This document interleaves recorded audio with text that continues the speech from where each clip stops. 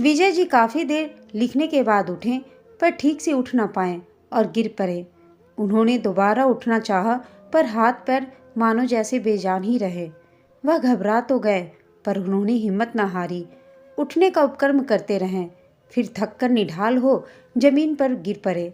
उन्होंने चिल्लाना चाहा, पर जबान ने जैसे न हिलने की कसम खा ली।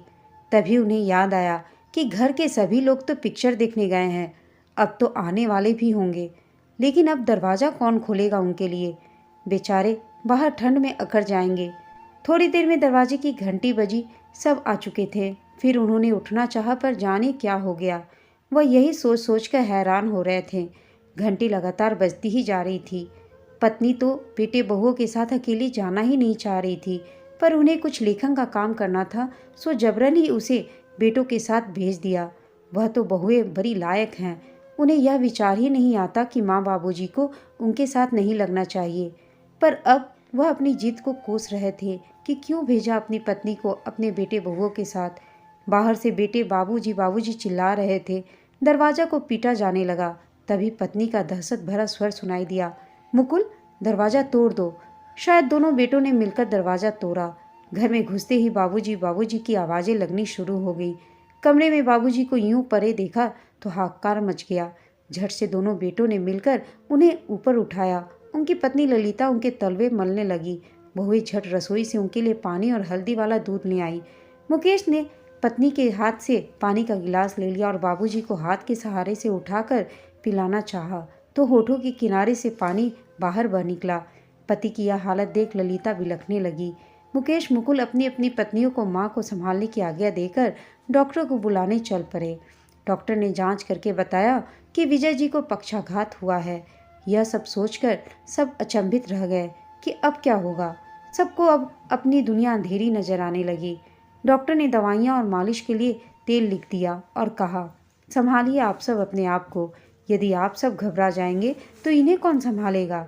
देखिए, इनके जीवन को कोई खतरा तो नहीं है, पर कब तक ठीक होंगे यह कहना मुश्किल है।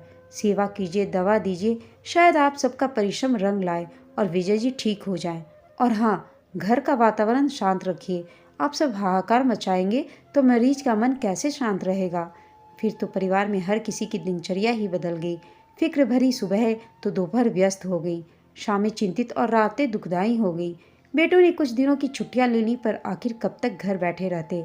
सबकी अपनी अपनी उलझनें और परेशानियां थीं, अपने अपने कार्य थे। पर विजय जी कितने निरीह, कितने बेबस हो गए थे, यह कौन समझ सकता है। आखिर कोई भी माता पिता अपने बच्चों को परेशान नहीं करना चाहता, पर नियति के आगे किसी की कब चली है। तय यह हुआ कि अभी सुमी दीदी को खबर नहीं की जाए। इतनी दूर अमेरिका से आ तो नहीं पाएंगी, नहीं, पर परेशान होंगी। बच्चों को भी सख्त हिदायत दे दी गई कि बुआ को फ़ोन आए तो बाबूजी के बारे में उनसे कुछ न कहा जाए। सुमी का फ़ोन आने पर जब वह बाबूजी से बात कराने को कहती तो अलग अलग बहाने बना दिए जाते।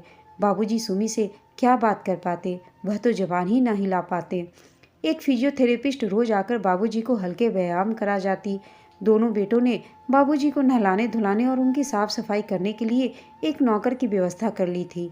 मालिश का काम कभी कभी वह नौकर तो कभी ललिता करती। डॉक्टर की नसीहत के कारण बच्चों को बाबूजी के कमरे में ज़्यादा देर रुकने को मना कर दिया गया था, इसलिए बच्चे कम ही आते थे। विजय जी कमरे में अकेले परे परे उब गए थे।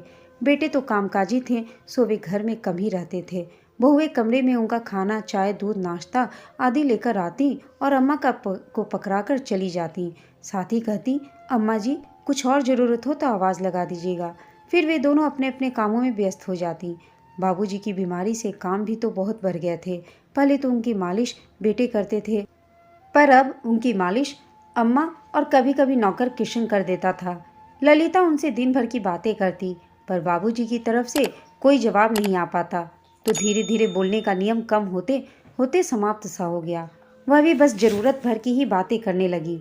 विजय जी ने कई बार अपनी पत्नी ललिता से कहने की कोशिश भी की कि बच्चों को कमरे में खेलने दिया करो, कुछ तो मन लगे, पर लोगों का अस्पष्ट स्वर ही निकल पाता। ललिता पूछती ही रह जाती कि क्या कहना चाह रहे हो, पर स्वतः उनकी बात समझने में असफल ही रहती। विजय जी बहुत बेबस हो जाते। दोनों बेटे भी सुबह शाम उनके पास बैठ जाते, पर आखिर कब तक। बाद में तो ऑफिस से आकर हाल चाल पूछकर अपने अपने कमरों में घुस जाते। या बाहर आंगन में सब बैठकर बातें करते। बहुएं भी वहीं बैठकर कुछ न कुछ करती और बच्चे या तो खेलते या फिर पढ़ते, पर बाबूजी के कमरे में जाने की उन्हें मनाही थी। ललिता भी अब बाबूजी का काम निपटाकर बहू बेटों के साथ आंगन में बैठने लगी। अब बाबूजी ज़्यादातर दिन भर अकेले रूम में पड़े रहने लगे। पहले खबर लगते ही विजय जी के दोस्त घर में जुटने लगे थे। 3-4 दोस्त साथ आ जाते तो उनकी गप्पें शुरू हो जाती। बाबूजी का उनकी ही बातें सुनकर वक्त कट जाता, पर कभी कभी उनकी बातें सुनकर परेशान भी होने लगते। एक दिन गुप्ता जी कहने लगे, वैसे यह रोग बड़ा जानलेवा है, जल्दी ठीक ही नहीं होता। मेरे सारू भाई के बड़े भाई साहब को हुआ तो 10 साल बिस्तर पर ही पड़े रहे, हिलडुल भी नहीं पाते थे, बड़े कष्ट झेले। चोपड़ा साहब ने कहा, हाँ ठीक ही कहते हो भाई, कई साल पहले मेरे सगे फूफा जी इसी बीमारी को 11 साल झेलकर गुजर गए। बेचारी बुआ बहुत परेशान रहा करती थी, पैसों की काफ़ी तंगी हो गई थी उन्हें। सब रिश्तेदारों के आगे हाथ फैलाया करती थी। शुरू में तो सबने मदद की, पर धीरे धीरे सबने हाथ खींच लिया। विजय जी सकते में आ गए। तो क्या इतनी वेदना से गुजरेंगे वह और उनके परिवार के लोग? अगर इतने साल बिस्तर पर परे परे गुजारने पड़े तो कैसे गुजरेंगे पहाड़ से ये दिन? बाबूजी दिन भर सोचते कि इस दिमाग पर क्यों नहीं फालिज मारा जाए, कम से कम हर तकलीफ से निजात तो मिल जाती। बस बाबूजी बेचारगी में छत को देखते रहते और दूर से आती आवाज़ें सुनते। एक दिन किशन ने उनके दोस्तों की बातें सुन ली। वह उस समय बाबूजी की मालिश कर रहा था। कई दोस्त तो उन्हें खूब तसल्ली देते, परंतु कुछ एक ऐसे खर दिमाग होते कि क्या कहाँ बात करनी चाहिए इसकी समझ नहीं रखते। तो किशन ने महसूस किया कि इन दिल बैठा देने वाली बातों को सुनकर बाबूजी का रंग उड़ गया है। उसने बाद में सारी बातें ज्यों की त्यों मुकुल और मुकेश को सुना दी। घर के सारे लोग बहुत खफा हुए कि अब हम सब तो यहाँ सेवा करके बेदम हो रहे हैं और बाबूजी के दोस्तों की कृपा रही तो वह कभी भी स्वस्थ नहीं हो पाएंगे। इसके बाद जब बाबूजी के दोस्त आते तो बाबूजी अभी सो रहे हैं कहकर बाहर से ही उन लोगों को विदा कर दिया जाता। ऐसा कई दिनों तक चला तो बाबूजी के दोस्तों ने आना बंद कर दिया। अब बाबूजी सिवा डॉक्टर और किशन के बाहर की दुनिया से कट गए थे।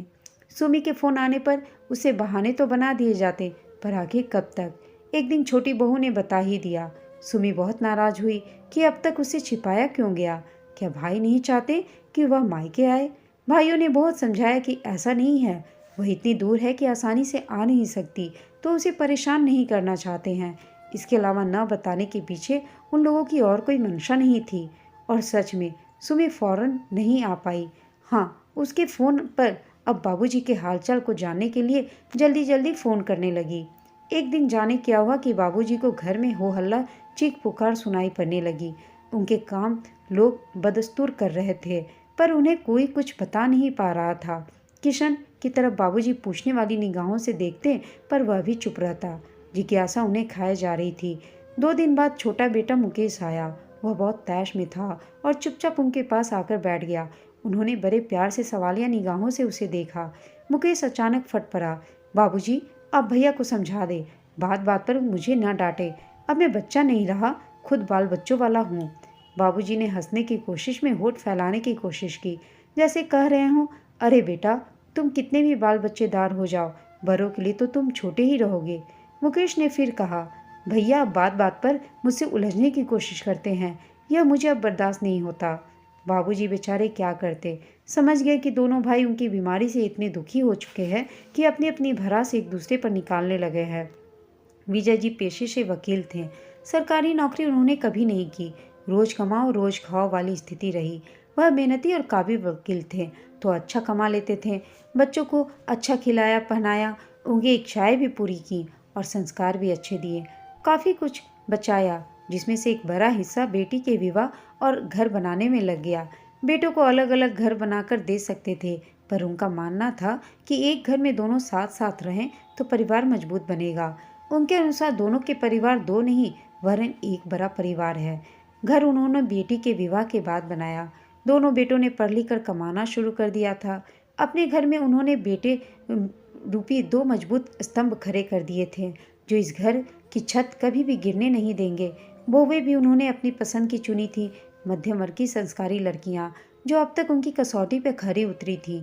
करुणा और ऋतु मिलकर एक काम करती, काम भी मिलजुल कर करती। कभी कोई कटुता दोनों के बीच आई हो, ऐसा कभी नहीं लगा। अगर कोई चिल्लाए भी तो वह घर के बच्चों के मासूम झगड़े ही थे। अपना परिवार उनका ऐसा किला था जिसको कोई भेद नहीं सकता था। बड़ा सुखद जीवन चल रहा था उनका कि अचानक इसमें पक्षाघात रूपी बवंडर आ गया। आज अपने इस बेटे के उखड़े हुए रूप को देखकर वह दहल गए कि कहीं यह बवंडर उनके घर को तिनके तिनके करके न उड़ पड़े।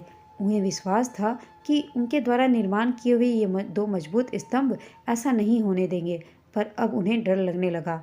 ऐसे में एक दिन खबर आई कि सुमी अपने पति और बच्चों सहित आ रही है। एक निरस्ता भरे वातावरण में उल्लास की लहर दौड़ गई। वह बाबूजी की बीमारी के 2.5 वर्ष बाद आ पा रही थी। सुमी आई। वह और उसके दोनों बेटे बाबूजी के पास बैठते, वहाँ ताश, लूडो और तरह तरह के खेल खेलते और अपने मामा के बच्चों को भी अपने साथ खेलने को उकसाते। मुकुल मुकेश के बच्चे बड़े असमंजस में पड़ गए कि क्या वे भी बाबा जी के कमरे में खेल सकते थे।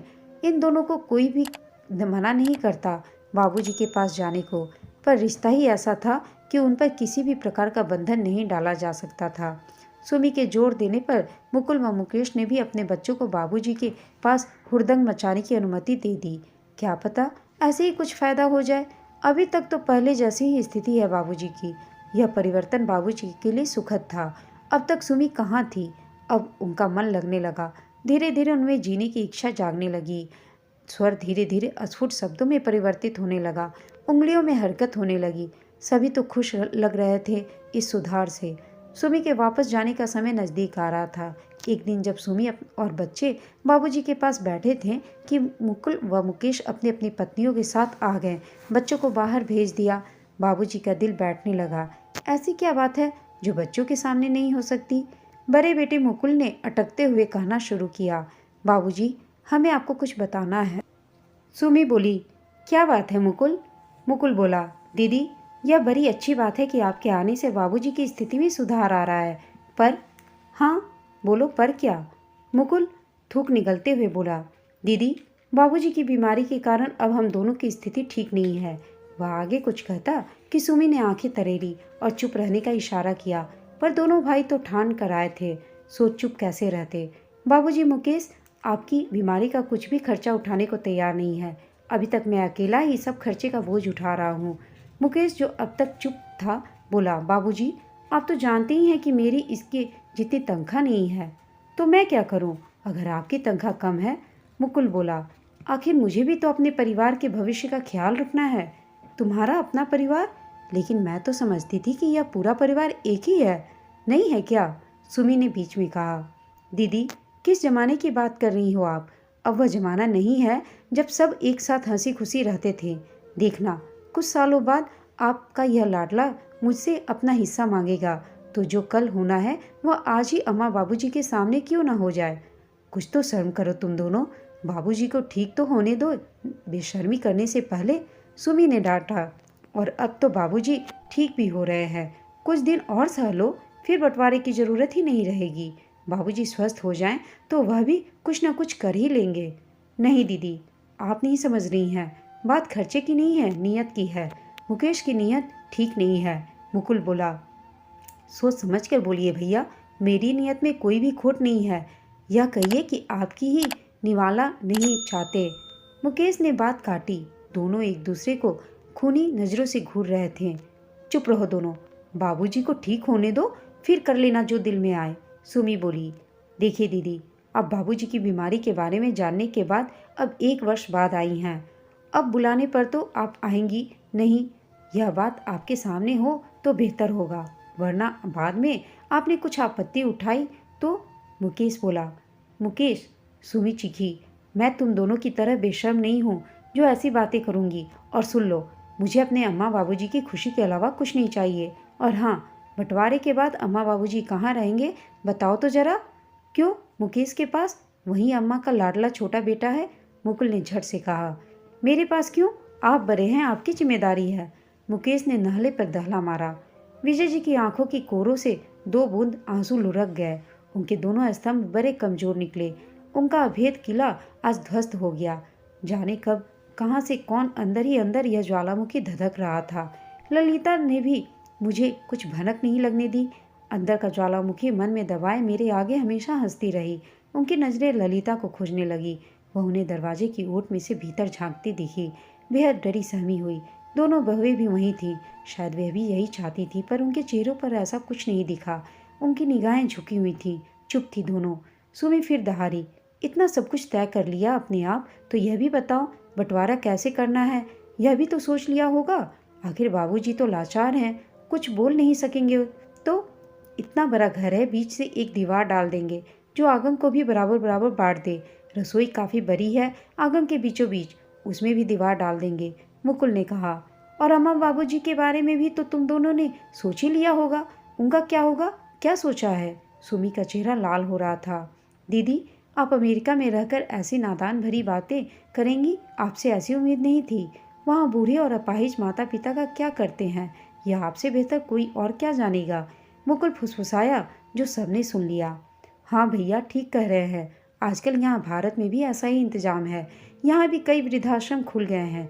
मुकेश ने कहा तो सुमी को लगा कि दोनों भाई कम से कम इस बारे में एकमत थे। दोनों अपना फैसला सुनाकर बाहर चल दिए। अम्मा दरवाजे के पास घुटनों में सिर देकर बैठ गई। सिसकते हुए अपने दिवंगत सास ससुर को याद करने लगी। अब कहाँ हो अम्मा बाबूजी आप लोग? अब हम तो एक बेटा एक बेटी में खुश थे। आप ही तो दो पोते चाहिए थी। अगर एक ही होता तो आज यह नौबत न आती। सुमी दोनों हथेलियों में सिर थामे निर्जीव सी कुर्सी पर ढह गई। जीजाजी, जो अब तक चुप थे, न चुप रहने में ही अपनी भलाई समझी। डांटे वह यह न कह दे कि जीजाजी आपको क्या कमी है, आप क्यों नहीं ले जाते अपने साथ माँ बाबूजी को। विजय जी बेबस परेशान अपने दिए संस्कारों में गलतियाँ खोज रहे थे। जिस भरोसे से उन्होंने अपने अटूट परिवार की नींव डाली थी, वह भरोसा ही खंड खंड हो गया था। सब कुछ तो उनके तय किए हुए खाके पर चल रहा था। शायद ऐसे ही चलता रहता अगर उन पर पक्षाघात का कहर न टूट पड़ता। तभी बीच में अम्मा जी बोली, नहीं मुकेश और मुकुल, इस घर का बंटवारा नहीं होगा। तुम दोनों को जहाँ जाना है तुम दोनों जाओ, और यह घर मेरे नाम पर है, तो मैं अपने जीते जी इस घर का बंटवारा नहीं होने दूंगी। और रहा सवाल बाबूजी के देखभाल की, तो मैं अकेले ही उनकी देखभाल कर लूँगी। सुमी ने भी अपनी माँ का साथ दिया। दोनों बेटों को अम्मा ने कुछ दिनों की मोहलत दिया ताकि वे दोनों अपना सामान पैक कर इस घर को छोड़कर चले जाएं। साथ में यह भी आदेश दिया कि इस घर का बंटवारा उनके जीते जी नहीं होगा। दोस्तों, आपको यह कहानी कैसी लगी कमेंट करके बताइएगा। साथ ही कहानी अच्छी लगी हो तो इसे लाइक, शेयर और चैनल को सब्सक्राइब अवश्य कीजिएगा। कहानी सुनने के लिए आप सबका धन्यवाद।